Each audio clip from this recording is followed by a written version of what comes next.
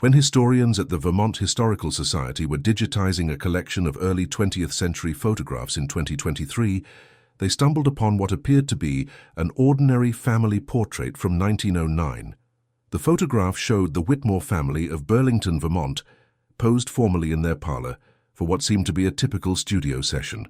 But when digital enhancement technology revealed details invisible to the naked eye, researchers discovered something that would challenge everything they thought they knew about photography, family dynamics, and the hidden secrets that can lurk within seemingly innocent images for over a century. The photograph had been donated to the Historical Society by the estate of Eleanor Whitmore, the last surviving member of the Whitmore family, who had died in 2022 at the age of 97. Eleanor had been a reclusive woman who had lived alone in the family's Victorian mansion on the outskirts of Burlington for most of her adult life. When she died without any living relatives, her estate had been settled by the state, and her belongings had been distributed to various local institutions and charities. The Historical Society had received several boxes of photographs, documents, and personal items from Eleanor's estate, most of which appeared to be typical family memorabilia from the early 1900s. The staff had been working through the collection systematically, scanning and cataloguing each item to make it available for researchers and the general public. Dr. Amanda Richardson, the Society's chief archivist, had been the one to first examine the 1909 family portrait. At first glance, it appeared to be unremarkable. A formal studio photograph showing 5 members of the Whitmore family arranged in the traditional Victorian style. The father, Charles Whitmore, stood at the back of the group, his hand resting on the shoulder of his seated wife, Margaret. Their 3 children were positioned around them, 17-year-old Thomas standing beside his father, 15-year-old Catherine seated on a small stool, and 12-year-old Robert standing at his mother's side. The photograph had been taken in the family's parlor, which was furnished in the elaborate style typical of wealthy families of the period. Heavy draperies framed tall windows, ornate furniture filled the room, and decorative objects adorned every available surface. Behind the family, a large mirror with an ornate gilt frame reflected part of the room, showing the photographer's equipment and a portion of the opposite wall. Dr. Richardson had initially been interested in the photograph primarily for its historical value as a document of early 20th century family life and interior design. The Whitmore family had been prominent in Burlington's business community, and Charles Whitmore had been one of the founders of the city's first electric company. The photograph provided valuable insight into how wealthy families of the period had lived and presented themselves. However, when Dr. Richardson began the process of digitizing the photograph using the Society's new high-resolution scanner, she noticed something unusual. The scanner was capable of capturing details that were invisible to the naked eye, and as she examined the digital image on her computer screen, she realized that there was something strange about the reflection in the mirror behind the family. At first, she thought it might be a flaw in the scanning process or a problem with the original photograph, but as she adjusted the contrast and brightness of the digital image, the anomaly became more pronounced. The mirror appeared to be reflecting someone who was not visible in the main part of the photograph. Dr. Richardson called in her colleague, Dr. Michael Torres, who specialized in photographic analysis and authentication. Dr. Torres had extensive experience in examining historical photographs and had developed techniques for detecting alterations, damage, and other anomalies that might not be immediately apparent. When Dr. Torres examined the digital image, he immediately confirmed Dr. Richardson's observation. The mirror was indeed reflecting a figure that did not appear anywhere else in the photograph. The reflection showed what appeared to be a young woman, perhaps in her early 20s, standing to the side of the family group. She was dressed in the fashion of the period, wearing a dark dress with a high collar and her hair arranged in the Gibson girl style that had been popular in 1909. The presence of this reflected figure was puzzling for several reasons. First, if someone had been standing in that position during the photograph session, they should have been visible in the main part of the image. The angle of the mirror and the positioning of the family made it impossible for someone to be reflected in the mirror without also appearing in the primary field of view. Second, the quality and clarity of the reflection were inconsistent with what would be expected from a mirror of that period. Early 20th century mirrors often produced distorted or unclear reflections especially in photographs, where lighting conditions were not optimal. But the reflection of the mysterious woman was remarkably clear and detailed, almost as if it had been added to the image separately. Dr. Torres decided to conduct a more thorough analysis of the photograph using advanced digital forensics techniques. He examined the image pixel by pixel, looking for signs of manipulation or alteration that might explain the presence of the reflected figure. His analysis revealed several anomalies that suggested the photograph had been manipulated in some way. The lighting on the reflected figure was subtly different from the lighting on the rest of the family, and there were slight inconsistencies in the grain structure of the photographic emulsion in the area of the mirror. However, these inconsistencies were extremely subtle and would have been virtually impossible to detect without modern digital analysis tools. If the photograph had been manipulated, it had been done with extraordinary skill and sophistication, far beyond what would have been typical for photography in 1909. Dr. Torres also noted that the manipulation, if that's what it was, would have required techniques and equipment that were not widely available in 1909. While photographic manipulation was possible in the early 1900s, it was typically crude and easily detectable. The level of sophistication evident in this image suggested either that the photographer had been exceptionally skilled or that the anomaly had some other explanation. Intrigued by the mystery, Dr. Richardson and Dr. Torres decided to research the history of the Whitmore family to see if they could find any clues that might explain the presence of the mysterious reflected figure. They began by examining the Historical Society's records and local newspaper archives for information about the family. What they discovered was a family history that was more complex and troubled than the formal portrait had suggested. Charles Whitmore had indeed been a successful businessman, but his personal life had been marked by tragedy and scandal. The family had experienced several deaths and disappearances that had been the subject of considerable speculation and gossip in Burlington's social circles. The most significant tragedy had occurred in 1908, just 1 year before the photograph was taken. The Whitmores had had a fourth child, a daughter named Elizabeth, who would have been 18 years old in 1909. However, Elizabeth had died under mysterious circumstances in the summer of 1908, and her death had been the subject of considerable controversy. According to newspaper reports from the time, Elizabeth had been found dead in her bedroom on a hot July morning. The official cause of death had been listed as heart failure, but there had been rumors and speculation that suggested the circumstances of her death had been more complex than the official record indicated. Some reports had suggested that Elizabeth had been involved in a romantic relationship that her parents had disapproved of, and that she had been under considerable stress in the weeks leading up to her death. Other reports had hinted at family conflicts and suggested that Elizabeth had been planning to leave home against her parents' wishes. The most intriguing aspect of Elizabeth's death, from the perspective of the mysterious photograph, was the timing. She had died in July 1908, and the family portrait had been taken in March 1909, just 8 months later. If the reflected figure in the mirror was indeed Elizabeth, it would suggest that the family had somehow included her in the portrait despite her death. Dr. Richardson and Dr. Torres decided to compare the reflected figure in the mirror with known photographs of Elizabeth Whitmore. They were able to locate several images of Elizabeth in the Historical Society's collection, including a formal portrait that had been taken just a few months before her death. When they compared these images with the reflection in the family portrait, the resemblance was striking. The facial features, hairstyle, and general appearance of the reflected figure were consistent with the known photographs of Elizabeth. While the reflection was not clear enough to make a definitive identification, the similarities were too significant to be coincidental. This discovery raised even more questions about the photograph and the circumstances under which it had been created. If the family had deliberately included Elizabeth's image in the portrait, it would suggest that they had commissioned a composite photograph that combined images of the living family members with a separate image of their deceased daughter. Composite photography was not unknown in the early 1900s, and it was sometimes used to create memorial portraits that included deceased family members. However, such photographs were typically obvious in their construction, and the composite nature of the image was usually apparent to viewers. The Whitmore family portrait was different. If it was indeed a composite, it had been created with such skill that the manipulation was virtually undetectable without modern digital analysis tools. This level of sophistication suggested that the family had gone to considerable expense and effort to create the illusion that Elizabeth was still present with them.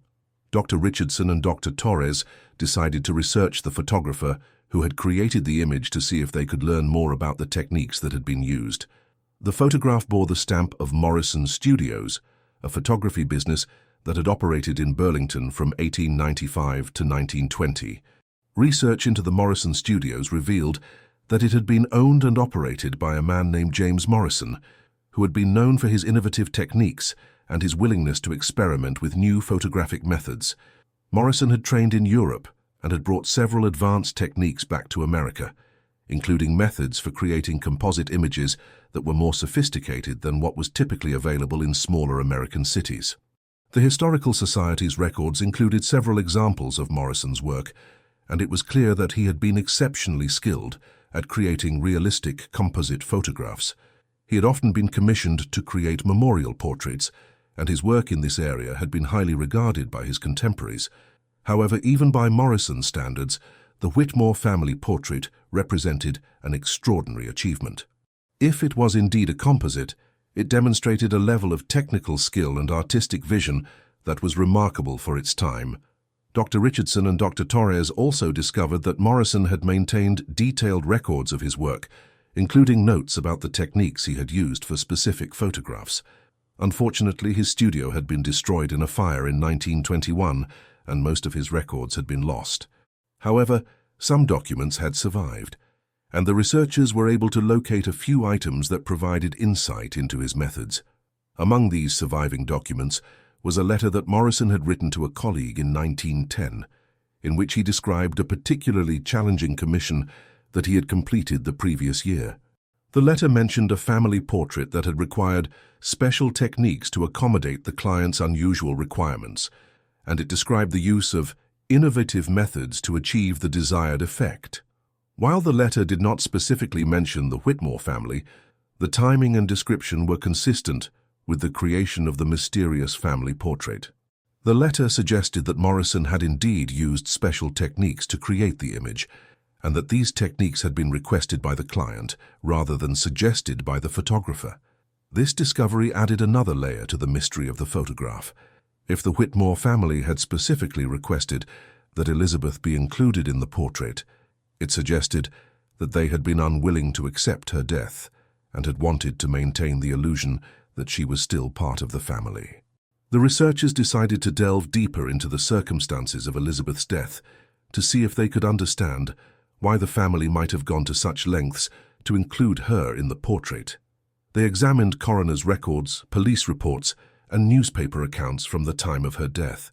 What they discovered was a story that was more complex and troubling than the official records had suggested. Elizabeth's death had indeed been controversial, and there had been significant questions about the circumstances that had led to her demise. According to the coroner's report, Elizabeth had been found dead in her bedroom by her mother on the morning of July 15, 1908. She had been lying in her bed, and there had been no obvious signs of violence or struggle. The coroner had determined that she had died of heart failure, but he had noted that this was unusual for someone of her age and apparent good health. The police investigation had been brief and had concluded that Elizabeth's death had been from natural causes. However, newspaper reports from the time had suggested that there had been more to the story than the official investigation had revealed. Several articles had mentioned that Elizabeth had been under considerable stress in the weeks leading up to her death. She had reportedly been involved in a romantic relationship with a young man named David Hartwell, who had been from a family that the Whitmores had considered to be socially inferior.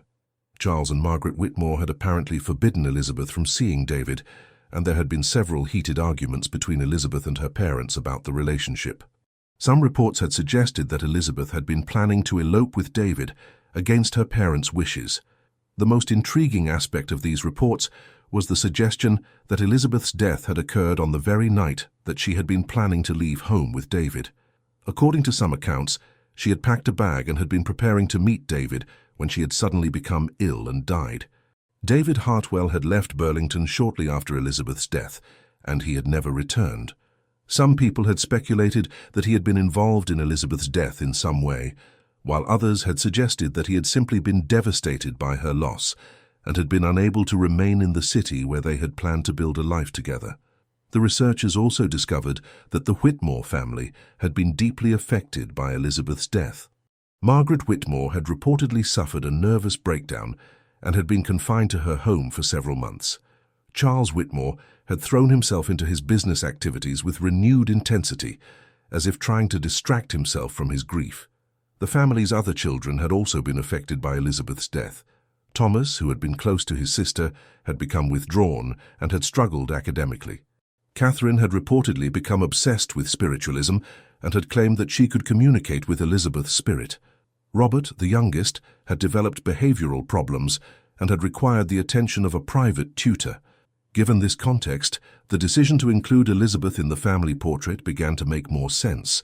The family had been devastated by her loss, and they had been unwilling to accept that she was truly gone. The portrait had been their way of maintaining the illusion that the family was still complete, despite the tragedy that had befallen them. However, the researchers still faced the question of how Morrison had created such a convincing composite image. Even with his advanced techniques, the level of realism in the reflection was extraordinary for 1909. Dr. Torres decided to conduct a more detailed analysis of the photographic techniques that had been used. He examined the image under various types of lighting and used spectral analysis to determine the composition of the photographic materials. His analysis revealed several interesting details about the construction of the image. The reflection in the mirror appeared to have been created using a technique known as spirit photography, which had been popular in the late 19th and early 20th centuries. Spirit photography was a controversial practice that claimed to capture images of deceased individuals in photographs of living people. While most spirit photography was fraudulent, involving double exposures or other forms of manipulation, some practitioners had developed sophisticated techniques that could create convincing results. Morrison appeared to have used a variation of spirit photography techniques to create the reflection of Elizabeth in the family portrait. He had likely used a separate photograph of Elizabeth and had combined it with the main family portrait, using a complex process of multiple exposures and careful manipulation of the photographic plates. The technique would have required considerable skill and planning. Morrison would have needed to carefully calculate the angles and lighting to ensure that the reflected image appeared natural and convincing. He would also have needed to use specialized equipment and materials that were not commonly available to most photographers of the period. The fact that Morrison had been able to create such a convincing result suggested that he had been not only technically skilled, but also artistically gifted. The composite image was so seamless that it had fooled viewers for over a century, and it had only been detected through the use of modern digital analysis techniques. The researchers also discovered that the Whitmore family portrait was not unique. Morrison had apparently created several similar composite images for other families who had lost loved ones. The Historical Society's collection included 2 other photographs that showed similar anomalies, suggesting that Morrison had developed a specialty in creating memorial portraits that included deceased family members. These discoveries shed new light on the practice of memorial photography in the early 20th century. While composite memorial portraits were known to exist, the level of sophistication that Morrison had achieved suggested that the practice had been more advanced and more widespread than historians had previously realized. The researchers decided to expand their investigation to include other examples of Morrison's work and to examine the broader context of memorial photography in the early 1900s. They contacted other historical societies and museums to see if they had similar examples in their collections. What they discovered was a network of photographers throughout New England who had specialized in creating sophisticated memorial portraits. These photographers had developed techniques that were far more advanced than what was typically available, and they had catered to wealthy families who were willing to pay premium prices for convincing composite images. The network appeared to have been informal, with photographers sharing techniques and referrals through personal relationships and professional associations. Morrison had been one of the most skilled practitioners in this network, and his work had been sought after by families throughout Vermont and neighboring states. The researchers also discovered that the practice of creating sophisticated memorial portraits had been controversial even at the time. Some religious leaders had condemned it as an attempt to deny the reality of death, while others had criticized it as a form of deception that preyed on grieving families. However, the practice had continued to flourish among wealthy families who had the resources to commission such work. For these families, the portraits had provided a way to cope with grief and to maintain the illusion that their loved ones were still present with them. The Whitmore family portrait represented one of the most sophisticated examples of this practice. The skill with which Morrison had created the composite image and the family's willingness to commission such an elaborate deception suggested that Elizabeth's death had been particularly traumatic for the family. As the researchers continued to investigate the story behind the photograph, they began to uncover additional details about the Whitmore family and the circumstances of Elizabeth's death.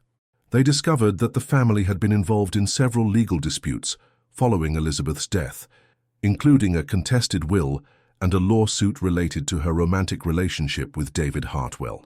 The legal documents revealed that Elizabeth had been planning to inherit a significant portion of her father's business interests when she reached the age of 21.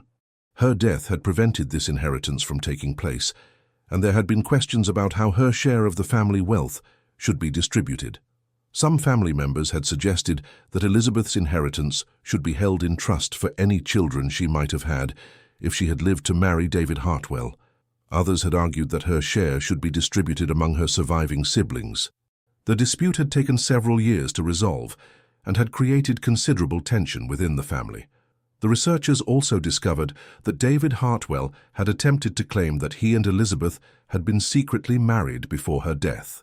He had produced what he claimed was a marriage certificate, but the document had been challenged by the Whitmore family's lawyers, who had argued that it was fraudulent. The legal battle over Elizabeth's inheritance and her alleged marriage to David had been lengthy and bitter. It had involved testimony from numerous witnesses and had required extensive investigation into the circumstances of Elizabeth's death and her relationship with David. Ultimately, the courts had ruled that there was insufficient evidence to support David's claim of marriage, and Elizabeth's inheritance had been distributed among her surviving siblings. However, the legal proceedings had taken a toll on the family and had contributed to the atmosphere of grief and controversy that had surrounded Elizabeth's death. The researchers began to wonder if the decision to include Elizabeth in the family portrait had been related to these legal disputes. By creating a portrait that showed Elizabeth as still being part of the family, the Whitmores might have been making a statement about their refusal to accept the finality of her death and their determination to maintain her place in the family legacy. The portrait might also have been intended as a form of memorial that would preserve Elizabeth's memory for future generations. In an era before widespread photography, formal family portraits were often the only visual record that families had of their loved ones. By including Elizabeth in the portrait, the family had ensured that she would be remembered as part of the family group, despite her untimely death. Dr. Richardson and Dr. Torres decided to examine other family documents and photographs to see if they could find additional evidence of the family's efforts to preserve Elizabeth's memory. They discovered that the family had commissioned several other memorial items following Elizabeth's death, including a stained glass window in the local church and a scholarship fund at the local women's college. These memorials suggested that the family had been deeply committed to preserving Elizabeth's legacy and ensuring that she would not be forgotten. The composite family portrait had been just one part of a broader effort to maintain her presence in the family's collective memory. The researchers also discovered that the family had continued to reference Elizabeth in their correspondence and family documents for many years after her death. Letters between family members often mentioned Elizabeth as if she was still alive, and family records continued to list her as a member of the household long after her death. This pattern of behavior suggested that the family had never fully accepted Elizabeth's death and had maintained the illusion that she was still present with them. The composite family portrait had been both a reflection of this psychological state and a tool for maintaining the illusion.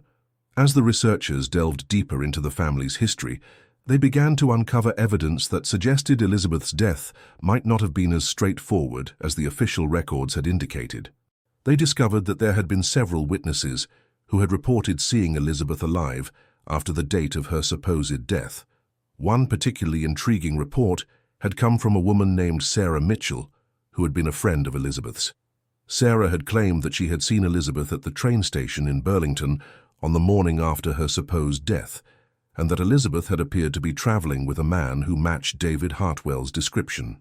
Sarah's account had been dismissed by the authorities at the time, who had pointed out that she had been several hundred yards away from the train station and that the lighting conditions had been poor. However, Sarah had maintained her story throughout her life, and she had continued to insist that Elizabeth had not died when the family had claimed. Other witnesses had reported similar sightings of Elizabeth in the weeks and months following her supposed death. While these reports had been dismissed as cases of mistaken identity or wishful thinking, the researchers began to wonder if there might have been some truth to them. The possibility that Elizabeth had not actually died, but had instead staged her death to escape her family's control and marry David Hartwell, would explain many of the anomalies in the case. It would account for the lack of clear medical evidence for her death, the timing of her supposed demise, and the family's refusal to accept the finality of her loss. If Elizabeth had indeed faked her death, the composite family portrait would take on an entirely different meaning. Rather than being a memorial to a deceased daughter, it would be a representation of the family's hope that Elizabeth would eventually return to them. The reflection in the mirror might not have been an image of Elizabeth as she had appeared in life, but rather as the family had hoped she would appear when she returned. The portrait would have been a statement of faith that the family would eventually be reunited, despite the circumstances that had forced Elizabeth to leave. Dr. Richardson and Dr. Torres decided to investigate this possibility further by examining records from other cities and states to see if they could find any trace of Elizabeth or David after 1908. They contacted historical societies and genealogical researchers throughout New England and beyond, asking them to search their records for any mention of Elizabeth Whitmore or David Hartwell. Their search eventually yielded results. A genealogical researcher in Maine discovered a marriage record from 1909 that listed a couple named Elizabeth and David Hartwell. The record indicated that the couple had been married in a small town near the Canadian border and that they had listed their previous residence as Vermont.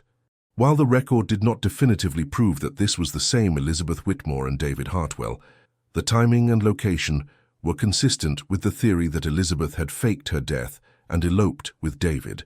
The remote location of the marriage would have made it difficult for the Whitmore family to track them down, and the proximity to the Canadian border would have provided an easy escape route if they had needed to flee further.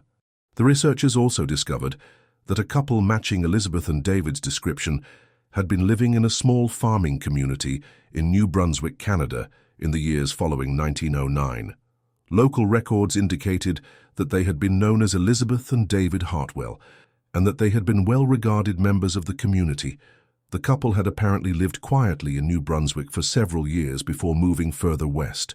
Records from Manitoba indicated that a couple with the same names had purchased land there in 1915, and that they had established a successful farming operation. If these records referred to the same Elizabeth and David, it would suggest that they had been able to build a successful life together after leaving Vermont. They had apparently been able to escape the social constraints that had prevented their marriage in Burlington, and they had found acceptance in communities where their backgrounds were not known. The discovery of these records cast the Whitmore family portrait in an entirely new light.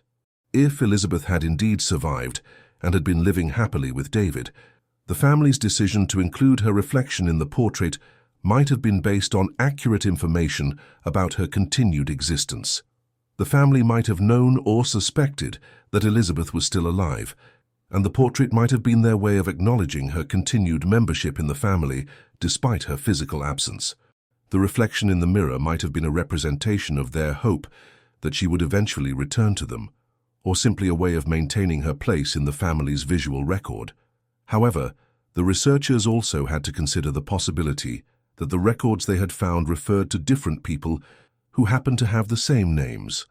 Elizabeth and David were common names in the early 1900s, and it was possible that the couples they had identified were not the same people who had been involved in the Burlington scandal. To resolve this question, Dr. Richardson and Dr. Torres decided to examine the physical evidence more carefully. They compared the known photographs of Elizabeth Whitmore with descriptions of the woman who had been living in Canada under the name Elizabeth Hartwell. While they were unable to locate photographs of the Canadian Elizabeth, they were able to find written descriptions of her appearance in various documents. These descriptions were consistent with the known appearance of Elizabeth Whitmore, including details about her height, hair color, and distinctive facial features. The researchers also discovered that the Canadian Elizabeth had occasionally mentioned having family in Vermont, and that she had expressed regret about being unable to maintain contact with them. These references suggested that she had indeed been the same person as Elizabeth Whitmore, and that she had maintained emotional ties to her original family, despite her physical separation from them. If Elizabeth had indeed survived, and had been living in Canada, it would explain why the Whitmore family had been unwilling to accept the finality of her death. They might have known or suspected that she was still alive, and they might have hoped that she would eventually return to them. The composite family portrait would have been their way of maintaining her place in the family and expressing their continued love for her despite the circumstances that had forced her to leave. The reflection in the mirror would have been a symbol of their faith that the family would eventually be reunited. The researchers also considered the possibility that James Morrison, the photographer, had been aware of the true circumstances of Elizabeth's situation. As a skilled professional who had worked with many prominent families, Morrison might have been privy to information that was not available to the general public. If Morrison had known that Elizabeth was still alive, he might have been willing to create the composite portrait as a way of helping the family cope with their separation from her. The sophisticated techniques he had used to create the reflection might have been motivated by his understanding of the family's emotional needs, rather than simply by his desire to demonstrate his technical skills. The researchers found evidence that Morrison had been known for his discretion and his willingness to accommodate the special requests of his clients. Several testimonials from the period praised him for his sensitivity in dealing with difficult family situations, and it was clear that he had been trusted by many prominent families to handle delicate matters. If Morrison had indeed been aware of the true circumstances of Elizabeth's situation, it would add another layer of complexity to the story of the family portrait. The photograph would have been not just a technical achievement, but also a collaborative effort between the family and the photographer to create a meaningful representation of their hopes and emotions. As the researchers continued to investigate the story behind the photograph, they began to uncover additional evidence that supported the theory that Elizabeth had survived her supposed death. They discovered that the Whitmore family had continued to receive anonymous letters and gifts for many years after Elizabeth's supposed death, and that these items had often contained references that only Elizabeth would have known. One particularly significant piece of evidence was a letter that had been sent to Margaret Whitmore in 1915. The letter had contained detailed information about family events and personal memories that only Elizabeth could have known, and it had been written in a hand that was remarkably similar to Elizabeth's known handwriting. The letter had been postmarked from a small town in Manitoba, which was consistent with the records the researchers had found, indicating that Elizabeth and David had moved to that province in 1915. The timing and location of the letter provided strong evidence that Elizabeth had indeed survived and had been living in Canada under an assumed name. The letter had also contained a small photograph that showed a woman who bore a strong resemblance to Elizabeth, standing beside a man who matched descriptions of David Hartwell. While the photograph was not clear enough to make a definitive identification, the resemblance was striking enough to suggest that it might indeed have been Elizabeth and David. The discovery of this letter and photograph provided the researchers with their strongest evidence yet that Elizabeth had survived her supposed death and had been living happily with David in Canada. It also explained why the Whitmore family had been willing to commission such an elaborate composite portrait. They had known that Elizabeth was still alive, and they had wanted to maintain her place in the family's visual record. The researchers also discovered that the Whitmore family had made several trips to Canada in the years following Elizabeth's supposed death. While the official reason for these trips had been listed as business or vacation travel, the timing and destinations were consistent with visits to see Elizabeth. Charles Whitmore had apparently made at least 3 trips to Manitoba between 1910 and 1920, and Margaret Whitmore had accompanied him on at least one of these trips. The family's travel records indicated that they had spent extended periods of time in the areas where Elizabeth and David were believed to have been living. These trips suggested that the family had maintained contact with Elizabeth despite the official story of her death.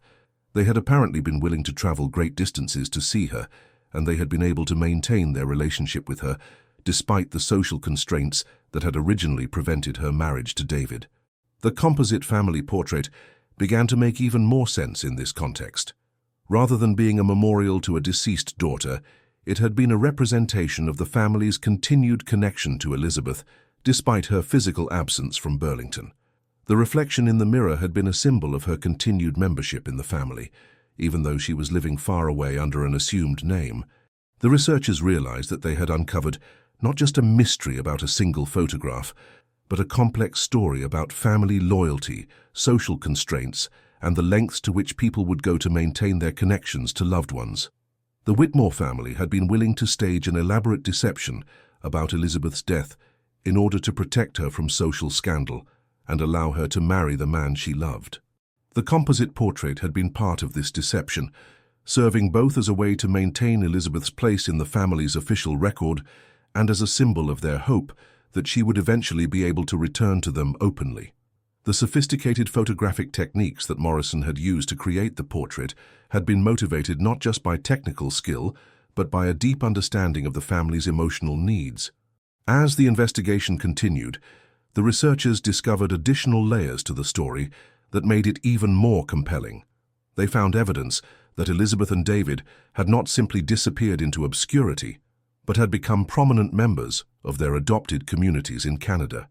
Elizabeth had apparently become involved in women's suffrage activities, while David had established himself as a successful farmer and local politician. The couple had also started a family of their own. Records from Manitoba indicated that Elizabeth and David had had 3 children between 1912 and 1918. The children had been raised with knowledge of their mother's true identity, and they had apparently maintained some contact with the Whitmore family in Vermont through letters and occasional visits. This discovery added another dimension to the story of the family portrait. The reflection in the mirror had not only represented Elizabeth herself, but also the future generations that would spring from her union with David. The portrait had been a symbol of the family's hope, not just for Elizabeth's return, but for the continuation of the family line through her descendants. The researchers also discovered that Elizabeth had eventually been able to reconcile with her family to some degree. In the 1920s, as social attitudes had begun to change and the scandal of her elopement had faded from public memory, Elizabeth had been able to visit Vermont more openly. She had attended the funerals of both her parents and had maintained correspondence with her siblings until her own death in 1954. The story of Elizabeth's later life provided a satisfying conclusion to the mystery of the family portrait. The reflection in the mirror had indeed represented hope for the future, and that hope had ultimately been fulfilled. Elizabeth had been able to live a full and happy life with the man she loved, and she had eventually been able to reconnect with the family that had never stopped loving her. The researchers also discovered that the composite portrait had served as an inspiration for other families facing similar situations. Word of Morrison's innovative technique had spread through the network of wealthy families in New England, and several other photographers had begun offering similar services to families who wanted to include absent or deceased loved ones in their formal portraits. This practice had continued well into the 1920s, when changing social attitudes and improved transportation had made it less necessary for families to resort to such elaborate deceptions. However, the techniques that Morrison and his colleagues had developed had contributed to the advancement of photographic art and had influenced the development of more sophisticated methods of image manipulation. The investigation into the Whitmore family portrait had also revealed important information about the broader social and cultural context of the early 20th century. The story illustrated the rigid social constraints that had governed family life during this period, and the creative ways that people had found to work around these constraints when they conflicted with personal happiness.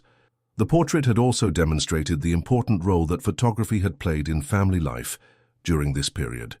In an era before widespread travel and communication, photographs had been one of the few ways that families could maintain visual connections with absent loved ones. The sophisticated composite techniques that Morrison had developed had allowed families to create idealized representations of their relationships that transcended the limitations of time and space. The researchers discovered that Morrison's techniques had been influenced by his study of European photography methods, particularly those developed in France and Germany during the late 19th century. He had spent 2 years studying in Paris in the 1890s, where he had learned advanced techniques for manipulating photographic images and creating composite portraits. Morrison's European training had given him access to methods and equipment that were not widely available in America at the time. He had brought back specialized chemicals, lenses, and printing techniques that allowed him to create images with a level of sophistication that was unprecedented in Vermont photography. The researchers found evidence that Morrison had maintained correspondence with European photographers throughout his career, sharing techniques and innovations that helped to advance the art of photography on both sides of the Atlantic. His work on the Whitmore family portrait had been recognized by his European colleagues as a significant achievement in the field of composite photography. The investigation also revealed that Morrison had been involved in training other photographers in his advanced techniques. He had operated a small school in his studio where he taught selected students the methods he had learned in Europe. Several of his students had gone on to establish successful photography businesses throughout New England, spreading Morrison's techniques and contributing to the advancement of American photography. The researchers discovered that one of Morrison's students, a woman named Helen Crawford, had become particularly skilled at creating memorial portraits. Crawford had established her own studio in Boston and had specialized in helping families create composite images that included deceased loved ones. Her work had been highly regarded, and she had attracted clients from throughout the northeastern United States. Crawford's success had been particularly significant because she had been one of the few women photographers of her era to achieve recognition for her technical skills. The field of photography had been dominated by men, and women photographers had often been relegated to taking simple portraits or family photographs. Crawford's mastery of Morrison's advanced techniques had allowed her to compete successfully with male photographers and to establish herself as a respected professional. The researchers found evidence that Crawford had maintained detailed records of her work, including notes about the techniques she had used and the stories behind the portraits she had created. These records provided valuable insight into the practice of memorial photography and the emotional needs that it had served for families of the period. One of Crawford's most notable commissions had been a portrait for the Ashford family of Boston, who had lost their son in a tragic accident. The family had wanted to create a portrait that showed their son as he would have appeared at his graduation from Harvard University, an event that he had not lived to see. Crawford had used a combination of existing photographs and artistic interpretation to create an image that showed the young man in his graduation robes, surrounded by his family. The Ashford portrait had been so convincing that it had been displayed at the young man's memorial service, where many attendees had believed it to be a genuine photograph taken at his graduation. The portrait had provided comfort to the family and had helped them to visualize their son achieving the goals he had been working toward before his death. The researchers also discovered that the practice of creating composite memorial portraits had extended beyond individual families to include community memorials and historical commemorations.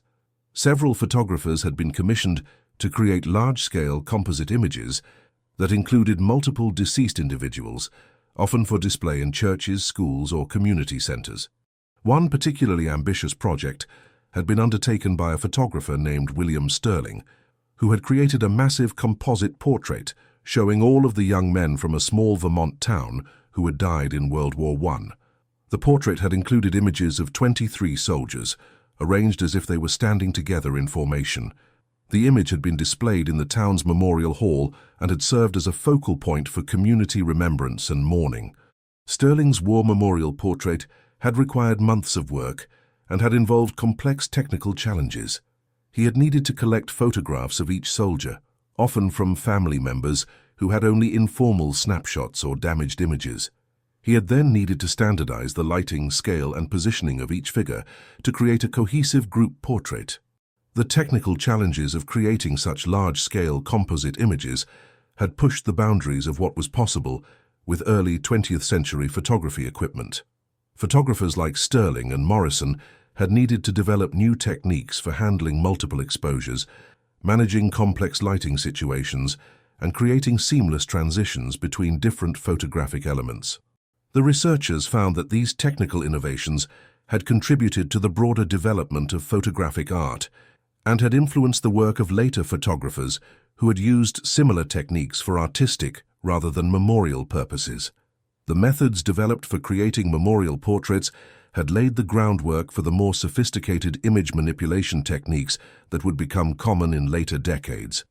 The investigation into the Whitmore family portrait had also revealed the important role that photography had played in helping families cope with loss and maintain connections with deceased loved ones.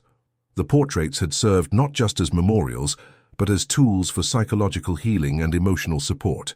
The researchers discovered that many families had reported feeling comforted by their composite portraits, which had allowed them to visualize their loved ones as still being present with them.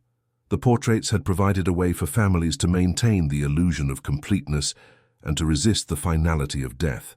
This psychological function of memorial photography had been particularly important in an era when death was more common and more visible than it would become in later decades.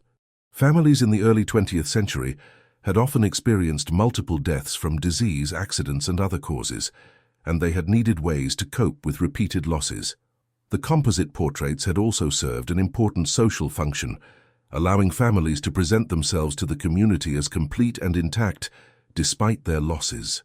In a society that placed great emphasis on family stability and continuity, the ability to maintain the appearance of an unbroken family line had been crucial for social standing and business relationships. The researchers discovered that the Whitmore family's decision to commission their composite portrait had been influenced by these social considerations as much as by their emotional needs. Charles Whitmore's business interests had required him to maintain relationships with other prominent families and community leaders, and the appearance of family tragedy might have damaged these important connections. The composite portrait had allowed the Whitmores to present themselves publicly as a complete family, while privately dealing with the complex reality of Elizabeth's situation. The photograph had served as a form of social protection, shielding the family from unwanted questions and speculation about Elizabeth's absence. The investigation also revealed that the practice of creating composite memorial portraits had been part of a broader cultural movement that had sought to use technology to overcome the limitations of human mortality. The late 19th and early 20th centuries had been a period of rapid technological advancement, and many people had believed that science and technology could solve fundamental human problems, including the pain of loss and separation. Photography had been seen as a particularly powerful tool in this regard because it could capture and preserve images with unprecedented accuracy and detail. The ability to manipulate photographic images had seemed to offer the possibility of transcending the boundaries between life and death, presence and absence. The researchers found evidence that some photographers had promoted their memorial portrait services as a form of scientific advancement, claiming that their techniques could provide families with a more accurate representation of their deceased loved ones than traditional painted portraits. These photographers had emphasized the technical sophistication of their methods and had positioned themselves as pioneers in the application of scientific principles to artistic creation. However, the practice had also attracted criticism from those who viewed it as an unhealthy denial of reality. Some religious leaders had argued that composite memorial portraits interfered with the natural process of grief and mourning, and that they encouraged families to maintain unhealthy attachments to the deceased. Medical professionals had also expressed concerns about the psychological effects of memorial portraits, particularly on children who might have difficulty understanding the difference between the composite images and reality.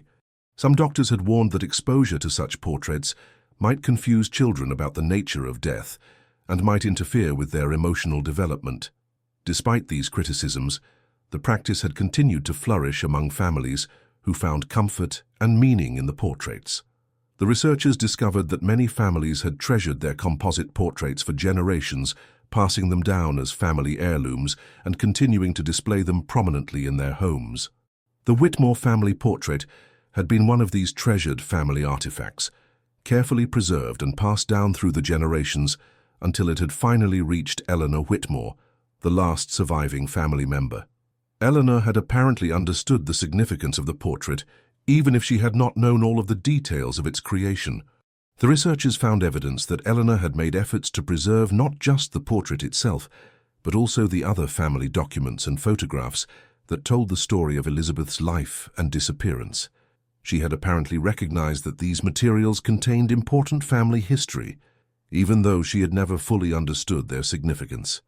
Eleanor's decision to donate the family's photographic collection to the Historical Society had ensured that the story of the Whitmore family portrait would eventually be discovered and told. Without her foresight in preserving these materials, the mystery might have been lost forever when she died. The investigation into the Whitmore family portrait had also provided valuable insights into the broader history of photography and its role in American society during the early 20th century. The story had illustrated how photography had been used not just to document reality, but to create alternative versions of reality that served specific emotional, social, and psychological needs. The researchers realized that their discovery had implications for the study of other historical photographs, many of which might contain similar hidden stories or technical innovations. The methods they had developed for analyzing the Whitmore portrait could be applied to other images, potentially revealing new insights into the history of photography and the families and communities it had served. The investigation had also highlighted the importance of preserving and studying family photographs, even when their significance was not immediately apparent. The Whitmore portrait had seemed ordinary and unremarkable until digital analysis had revealed its hidden secrets, demonstrating that many other family photographs might contain similar treasures waiting to be discovered.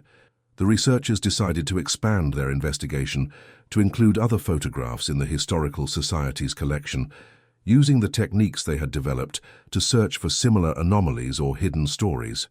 They began a systematic review of the Society's entire photographic archive, examining each image with the same careful attention they had given to the Whitmore portrait. This expanded investigation yielded several additional discoveries.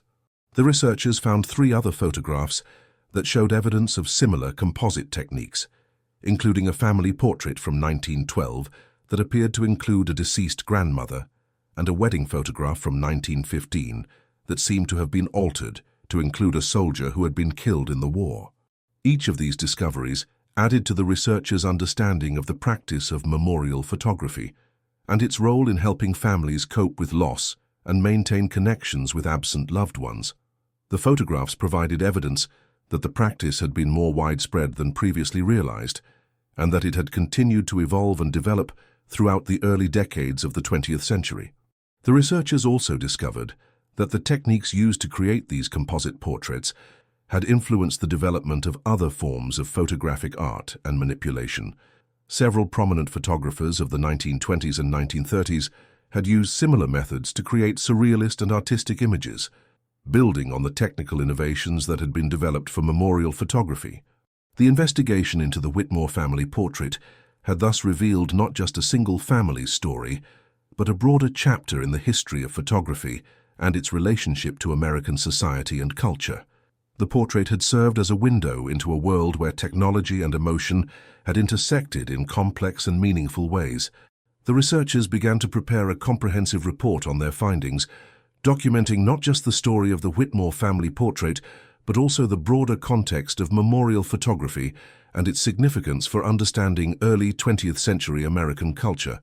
The report would include detailed technical analysis of the photographic techniques used, historical research into the families and photographers involved, and broader cultural analysis of the role that memorial photography had played in helping people cope with loss and change. The report would also include recommendations for further research into similar photographs and techniques, as well as guidelines for preserving and studying historical photographs that might contain hidden stories or technical innovations. The researchers hoped that their work would inspire other historians and archivists to look more carefully at their own collections and to use modern analytical techniques to uncover the secrets that historical photographs might contain. The story of the Whitmore family portrait would also be featured in a major exhibition at the Vermont Historical Society, showcasing not just the portrait itself, but also the other photographs and documents that had been discovered during the investigation. The exhibition would include interactive displays that would allow visitors to see how digital analysis had revealed the hidden details in the mirror's reflection, and it would provide educational materials about the history of photography and its role in American family life. The exhibition would serve as both a memorial to the Whitmore family and their complex story, and as an educational tool for understanding the broader historical context in which they had lived. It would illustrate how families in the early 20th century had used technology and creativity to maintain their connections with loved ones and to cope with the challenges of a rapidly changing world. The researchers also planned to share their findings with other institutions and researchers around the world, contributing to a broader understanding of the history of photography and its cultural significance. They hoped that their work would encourage similar investigations in other countries and cultures, revealing the universal human desire to preserve and maintain connections with those we love. The story of the Whitmore family portrait had demonstrated that historical photographs could contain rich and complex stories that went far beyond their apparent subject matter. The portrait had served as a testament to the power of human love and creativity, showing how people had found ways to transcend the limitations of time, space, and even death to maintain their most important relationships. The reflection in the mirror had captured not just an image, but a moment of hope and faith that had sustained a family through one of the most difficult periods of their lives. The portrait had preserved that moment for over a century, waiting for the right technology and the right investigators to reveal its secrets and tell its story. The discovery of the true meaning of the Whitmore family portrait had been a reminder that the past is full of surprises and that careful investigation can reveal hidden truths that enrich our understanding of human experience. The portrait had shown that even the most ordinary-seeming artifacts can contain extraordinary stories, and that the combination of modern technology and careful historical research can unlock secrets that have been hidden for generations. The researchers concluded their investigation with a deep appreciation for the complexity and richness of the story they had uncovered. The Whitmore family portrait had proven to be far more than just a family photograph. It had been a work of art, a technical achievement, a psychological tool, and a symbol of enduring love and hope. The portrait would continue to be studied and admired for years to come, serving as an example of the hidden histories that can be found in the most unexpected places. The story of the Whitmore family would live on through their portrait, inspiring future generations to look more carefully at their own family photographs and to consider the stories that these images might contain.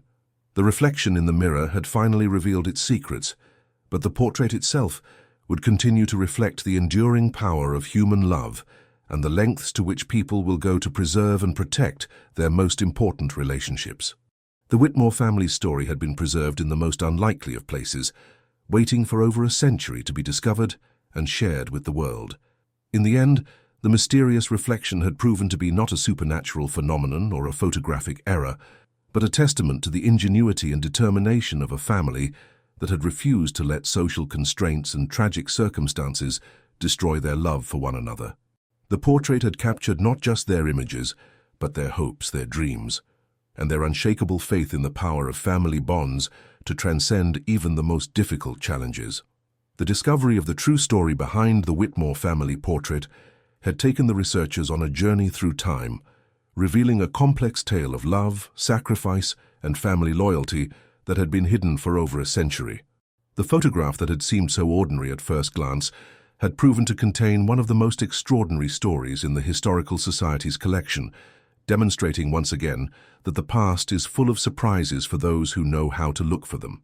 The legacy of the Whitmore family portrait would extend far beyond the walls of the Vermont Historical Society, inspiring researchers, historians, and families around the world to look more carefully at their own photographic heritage and to consider the hidden stories that these images might contain. The portrait would serve as a reminder that every family photograph has the potential to be a window into the past, revealing not just how people looked, but how they lived, loved, and coped with the challenges of their time.